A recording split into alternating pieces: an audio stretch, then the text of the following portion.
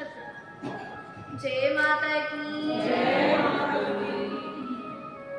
Let us always thank the Almighty for a great life which we should always adore.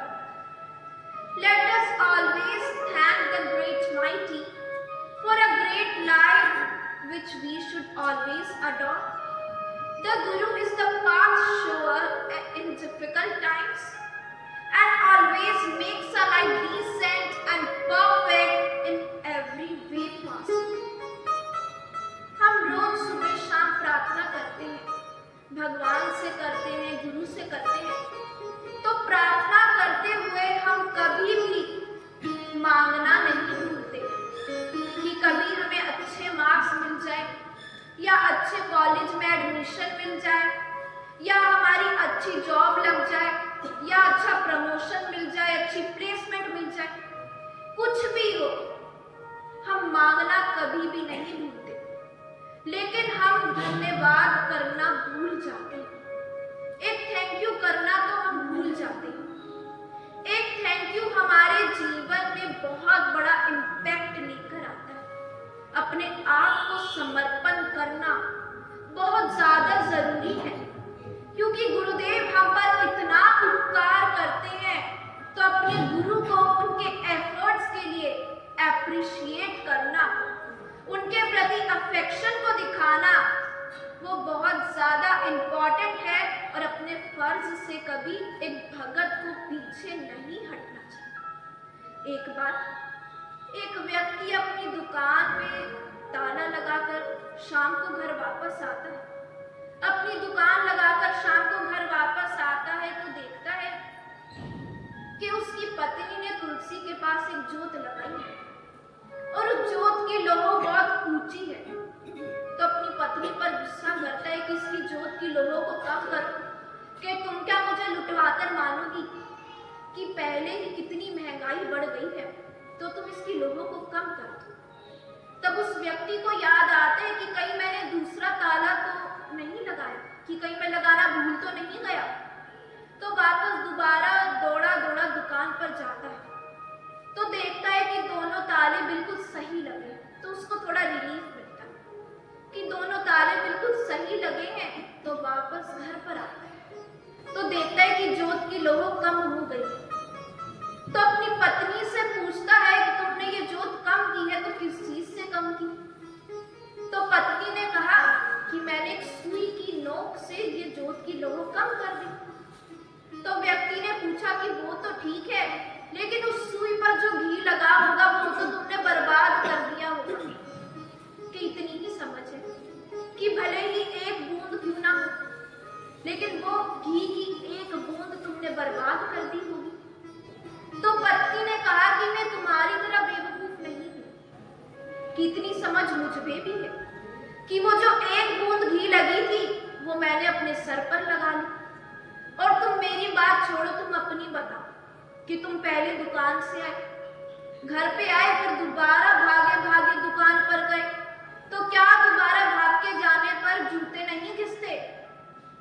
तुम दोबारा गए हो तो क्या उसमें जूते नहीं घिसते हैं क्या? तो व्यक्ति ने कहा कि तुम परेशान मत हो, मैं तुम्हारा ही पति हूँ, कि जूतों को तो मैं अपने बगल में दबाकर नंगे पैरों वापस दुकान पर गया हूँ और दोबारा नंगे पैरों ही वापस आया हूँ। तो कंजूस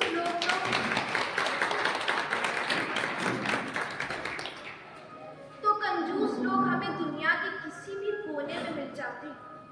कंजूस व्यक्ति एक काम करता है, वो बहुत सारा धन जोड़ता है और उसके बाद उसकी मृत्यु हो जाती है, लेकिन कभी भी उस जोड़े हुए धन में से वो जीते जी कभी दान नहीं कर पाता।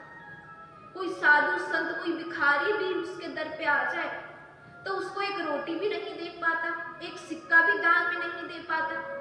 तो कंजूसी करने में और बचत करने में बहुत बड़ा फर्क होता है, एक बहुत बड़ा डिफरेंस होता है। जो व्यक्ति मेहनत करता है, बचत करता है, जो दिलदार होता है ना, वो कभी गरीब नहीं होता। अगर हमारे घर में 3 वक्त का खाना बनता है, कोई भी हमारे घर में अतिथि आता है, मेहमान आते हैं, वो कभी भूखा नहीं जाता। अगर हमारे घर में बच्चों को अच्छी एजुकेशन मिलती है, अच्छी नॉलेज मिलती है, वो अच्छे स्कूल में पढ़ते हैं, तो वो व्यक्ति कभी गरीब नहीं होता, वो हमेशा अमीर ही होता है। तो अपनी इच्छाओं को हमें दूर करना चाहिए, क्योंकि इच्छाएं तो कभी राजाओं की भी पूरी नहीं हुई। कितने राजा हुए हैं, कितने उन्होंने बड़े महल बनाए, कितने हाथी घोड़े उनके पास थे, कितना धन धान्य से लदे रहते थे।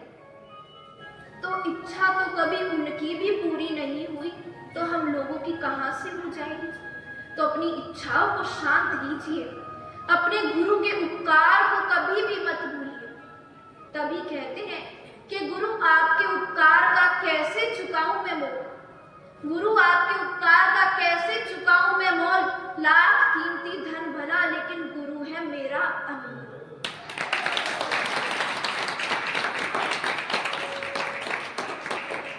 जय माता की।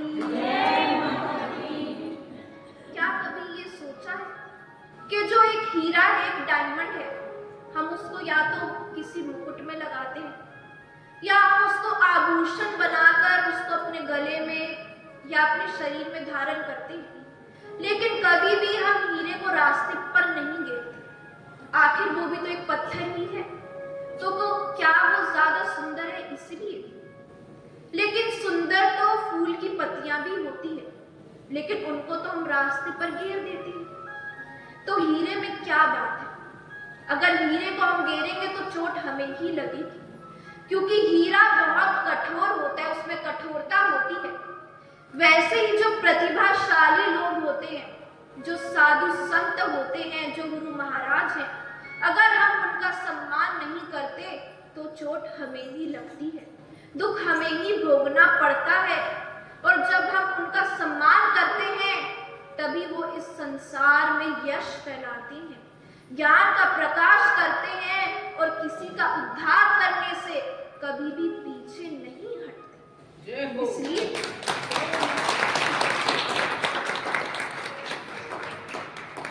इसलिए बार बार कहते हैं कि अपने आप को अपने गुरु के चरणों में समर्पित कर दीजिए, अपने जिम्मेदारी को अपने गुरु पर छोड़ दीजिए, और हक से अपने गुरु को कहिए कि गुरुदेव, हमारी जिम्मेदारी आपके हाथों में है। धमकी नहीं देनी कि कहीं हम अपने पूरे परिवार को अपने साथ लेकर जाएं और बोले कि गुरुदेव, हम सबकी जिम्मेदारी आपके हाथों में है। अरे दबदबा थोड़ी बनाना है, लेकिन प्यार से अपने हक को जताना है, बड़े प्यार से अपने विश्वास को जताना है। जैसे हम अपने माता पिता से प्रेम करते हैं ना, एक बच्चा है, उससे पूछो, वो यही कहेगा कि मैं तो अपने मम्मी पापा से बहुत प्यार करती हूँ, या अपने भाई बहन से बहुत प्यार करती हूँ। तो एक बार वैसा प्यार अपने गुरु से भी करके देखिए, अपने घर में उनको स्थान देकर देखिए। तो बाहर भले ही कलयुग क्यों ना हो, लेकिन जिस घर में गुरु का स्थान होता है, उस घर में हमेशा सतयुग का निवास होता है, हमेशा भगवान का निवास होता है। इसलिए गुरु को बुलाने के लिए बड़े घर की जरूरत नहीं है, गुरु महाराज को बुलाने के लिए बड़े घर की नहीं, सिर्फ और सिर्फ बड़े दिल की जरूरत है। और जिसका दिल बड़ा होता है, जिस भगत का दिल बड़ा होता है, वहां पर तो गुरु अपने आप दौड़े चले आते हैं। जय माता की। तभी भगत कहता है कि मैं भले ही गरीब हूं, लेकिन मैं बहुत खुश हूं, क्योंकि मैं संसार के राजा के साथ रहता हूं। जो सच्चा भगत होता है ना, वो अपने गुरु को राजा के जैसा दर्जा देता है, राजा की तरह सम्मान देता है।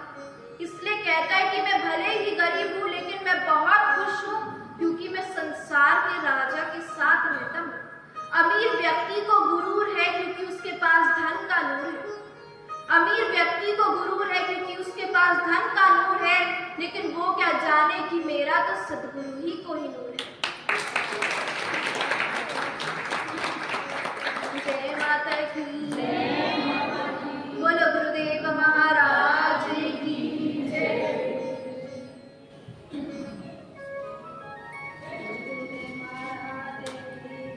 बोल सच्चे